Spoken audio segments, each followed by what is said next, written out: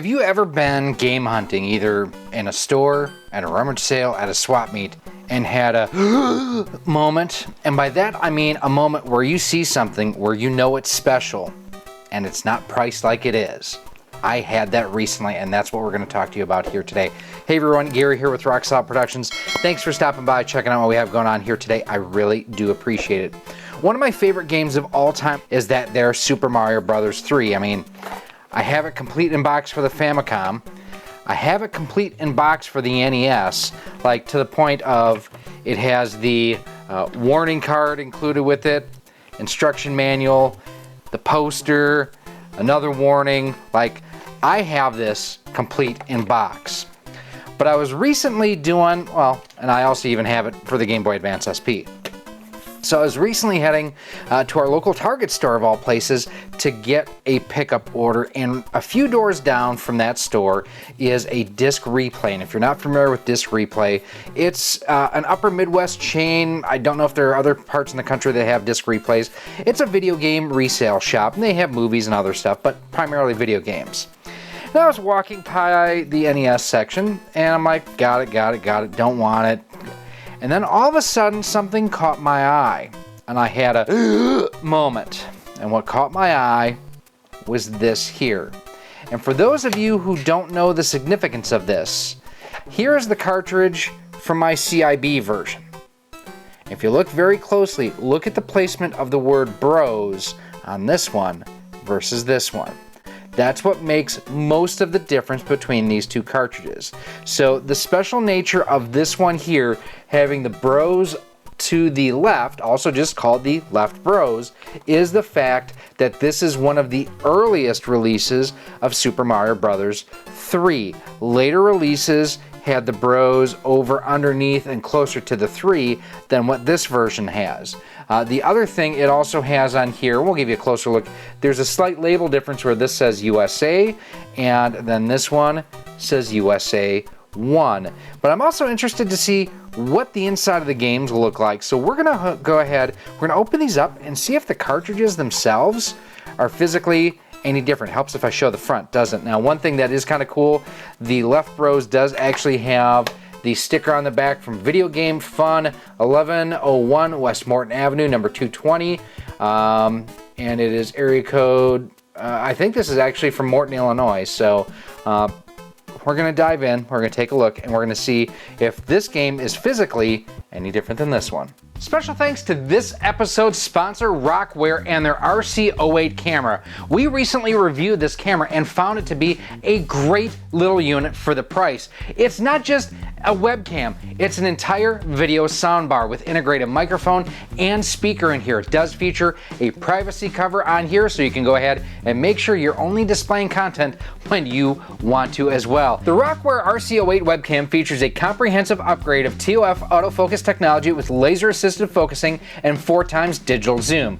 Focusing takes just 0.2 seconds compared to other webcams on the market. The built-in microphone provides high-definition voice quality to make your audience hear even better. Featuring a 2K 1080p Full HD resolution, 30 frames per second, it also features a 90-degree wide angle of sight for better recording of your people and environment in your videos. It is also plug and play, so there is no driver to install. If you are looking for an exceptional little 1080p webcam that has good sound and a good microphone, make sure you go ahead and check out the Rockware RC08. I will have a link down below in a pinned comment where you can go ahead and check this out through their Amazon affiliate store. Now, on with the video.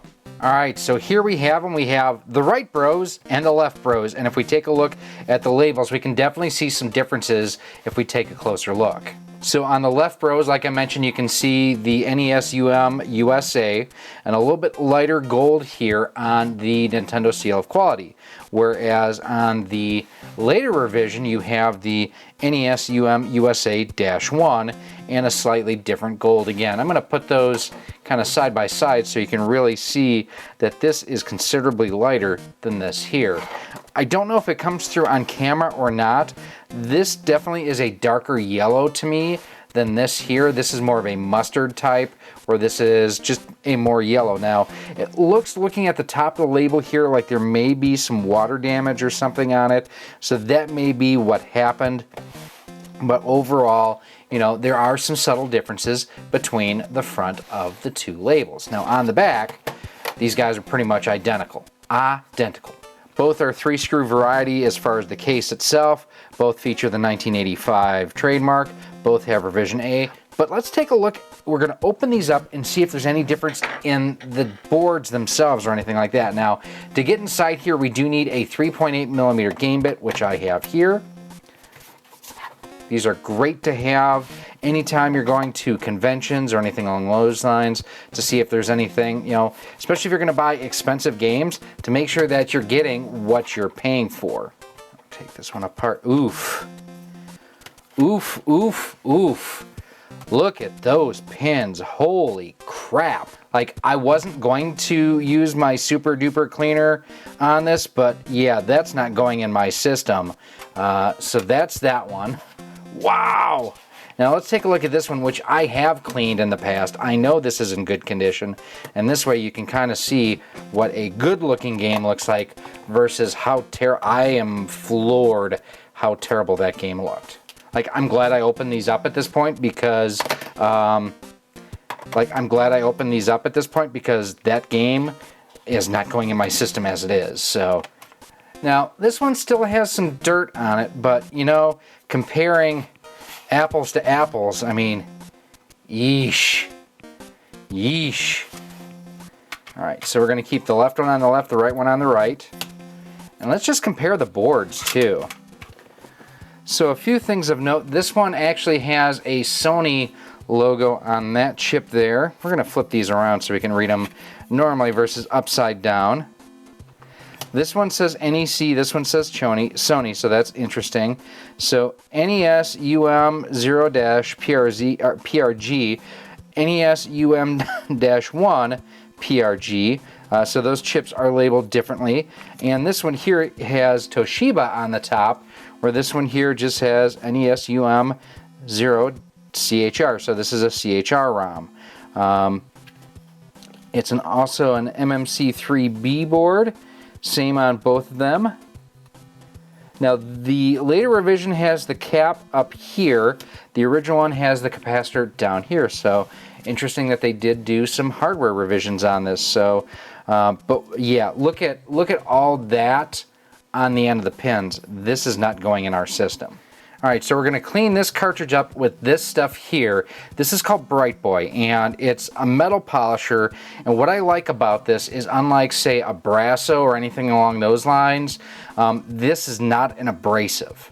So it's not going to remove as much material as like a Brasso would. It also doesn't leave the residue behind of a Brasso. So you need to shake this up pretty well. What I'm going to do here is I'm literally just going to squirt a little bit on the pins.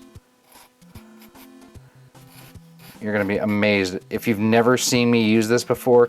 John Riggs, I got him hooked on this stuff too, also uses this. So all I've done at this point is I've obviously squirted on the pins, and now I'm just going to work it in. Look at that already. The fact that that's kind of got a green tint to it tells me that this definitely at some point was exposed to water. So we're going to just work this in. I'm not actually cleaning anything now. I'm just spreading the cleaner around. And again, look at that. Ugh. So now we're going to come back. We're going to get the back side. And I haven't cleaned anything off of the pins yet. Still working just to work the cleaner in. Now this does come in a rather big jug, and having the little bottle here like I have just makes it easier to apply. I know John generally just dunks a cotton swab in. I mean, and we're, like I say, we're not to the cleaning point yet. We're just to the application point, and it's already pulling all that crud off of there. So we're going to let this sit for 5 or 6 minutes, and in the meantime, I'm going to just take a look at the inside of the case here. You know, the fact that I can feel this, you know, there's stress that's been done to this cartridge at some point, which is unfortunate. There's some gunk and goop in here too. Now, what I can do with that is I can just use some isopropyl alcohol to clean that off, or any other plastic safe sort of cleaner. So this is just 1-Up cleaning solution, which is just isopropyl alcohol. Adam's are very, very transparent with that. Normally, Disc Replay does a pretty good job of cleaning and testing their games. I don't know if this is one that just got through or what, but this one's pretty bad. Or if it still happened to play. I mean, because they would not have put it on the shelf if it didn't play. Now, I noticed, where was it here? I think it was on the other side. So there is a little bit right there. But this chunk, that right there, if you see, you can just take and use the existing rubbing alcohol that's on here, or isopropyl alcohol, I mean. Clean that off. Like, whatever that is chunky. I like them big. I like them chunky. Name the movie, anyone. Don't make me say it twice. I like them round. And we've gotten most of that off. I don't know if that was a tobacco stain or what exactly that was, but we've gotten most of that off now, which is good. Now at this point, we're going to clean the pins off. And this I'm going to use just a couple cotton swabs to wipe off what we applied. You ready?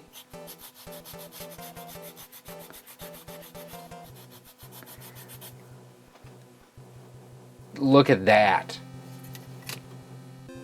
Look at that from just a couple passes. And there's still a ton of gunk on the game itself. Wow, that's terrible.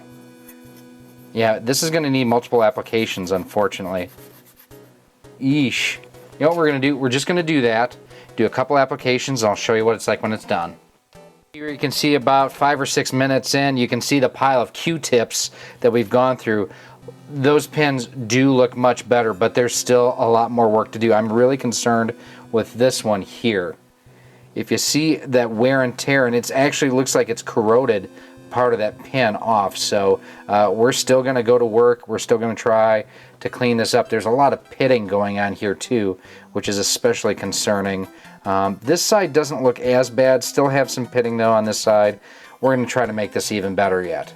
So yeah, just a few Q-tips here. I mean, look at all the gunk that came off. This is crap we're trying to keep out of our system. That's why I go through and I clean every new game like this. You know, it's one of those things, it's diligent and it's anal, but it makes sure that that garbage stays out of the system. So now that I've gone ahead, I've wiped all the Bright Boy off. I'm going to actually break out my 1-Up cleaning card, and it has a fluid side, a dry side. I absolutely love these things. Adam is a huge supporter of the channel, so I appreciate that. And all that you do is you take this now, and we're going to scrub off any extra Bright Boy that we may still have on here. Now, some of you may be saying, you have Q-tips, why not just use those? Very simple reason why. Q-tips can leave fuzz and lint behind. This is actually something I learned when I was working at Radio Shack, that they had these lint-free swabs designed for cleaning like the heads of cassette decks and reel-to-reels and things like that. So definitely something that you don't want to introduce more contaminants to your games and your pins. Now I can still see some pitting throughout here. Now these pins look a lot better than what we started, but there's still some issues here. Like this side here, I can still see some pitting, and there's still pitting on this side here. Now the other thing you want to make sure, if you've noticed, I haven't been touching the pins when I've been cleaning with the 1-Up cleaning card. I want to keep fingerprints, I want to keep my oils from my hands and whatnot off of this now. So we're going to go ahead, we're going to pull the cartridge back in here, and I believe, actually we're going to bring the label side in. We go label side down, and then hook the tabs back in, and we'll go ahead and reinstall our screws. Now, again, this is one of those things that you want to make sure when you are threading screws into something like this, you actually unscrew it slightly so the threads can take a set, and then you screw it in. I have in the past used like power screwdrivers and drill drivers for stuff like this. Not a problem with that. just make sure that you have your clutch set very, very loose. You don't want to strip out those posts on the inside of this cartridge. And there, same thing again, unscrew and then tighten back down. And then finally, the last one here,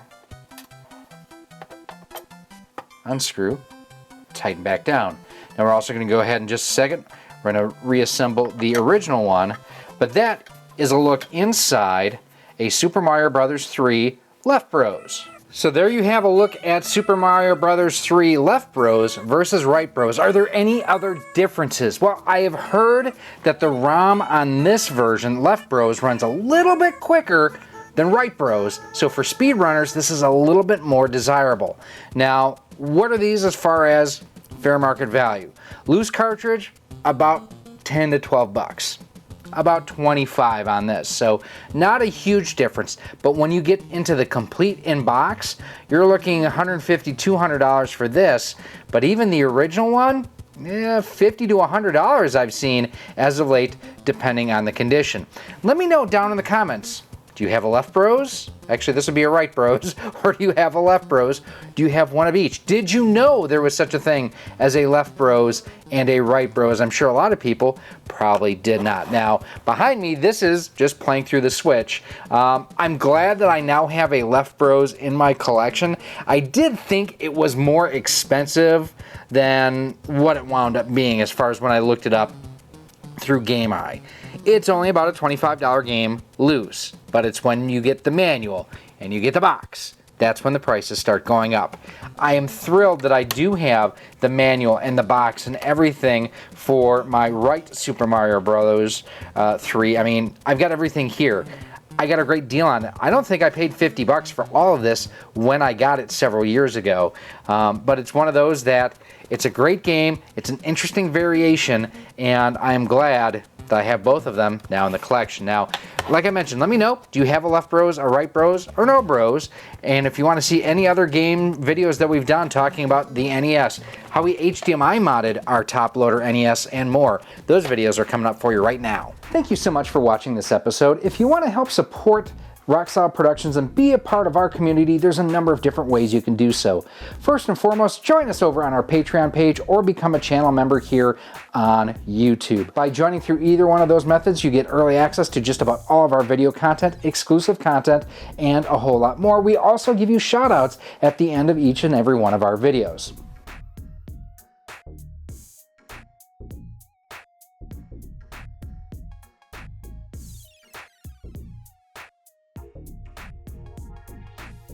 You can also pick up some awesome Rock Solid Productions swag. We've got t-shirts, sweatshirts, hoodies, and more available through our Teespring store on screen right now too. You can also pick up some of our awesome 3D printed cartridge stands, Amiibo holders, Nintendo DS holders, and more by visiting our 3D printer store on screen right now as well. Links for everything will be down below in a pinned comment. If you want to stay up to date with everything we have going on here at Rock Solid Productions, make sure that you're following us on the different social media networks. We're on Facebook at facebook.com/RockSolidProductions, Instagram at instagram.com/RockSolidProductionsGK, and Twitter at RockSolidStudios. If you're looking to pick this and other retro and modern gaming accessories up, make sure that you head on over to CastlemaniaGames.com. He has a feature over there called Castle Cash, where the more you spend, the more you earn towards future purchases, and Castle Cash is just like cash. He also offers convenient payment plans for more expensive items over $50. Finally, make sure that you use promo code ROCKSOLID10 when you're shopping at CastlemaniaGames.com, as it can save you up to 10% on most items on the website. Again, thank you for watching this episode, and I cannot wait to see you again soon.